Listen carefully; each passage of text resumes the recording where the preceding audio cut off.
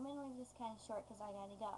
But this is her video response to Sexy Phil, and when she told us about an episode of 2020 where women were having orgasmic births.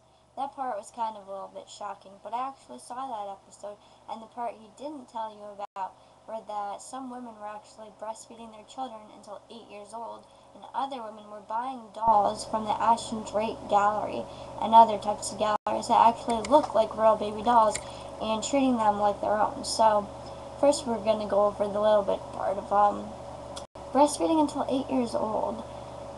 Granted, it's shown that breastfeeding your children contains tons of nutrients that are very helpful for brain development, but my question is, when is it time to stop? On the episode, the psychologist said there weren't really any detrimental facts that were showing that this wasn't good for their health, and the children actually commented saying that it made them feel closer to their mother and have a stronger bond. So they had 3 kids, and the last one was about 8 years old, and the other kids who were around 10 actually said that they missed being breastfed. So, I don't know.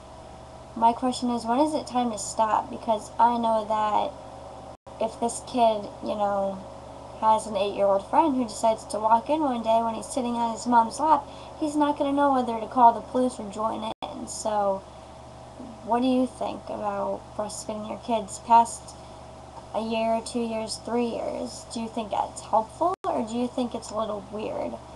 And the other part, treating baby dolls like human beings.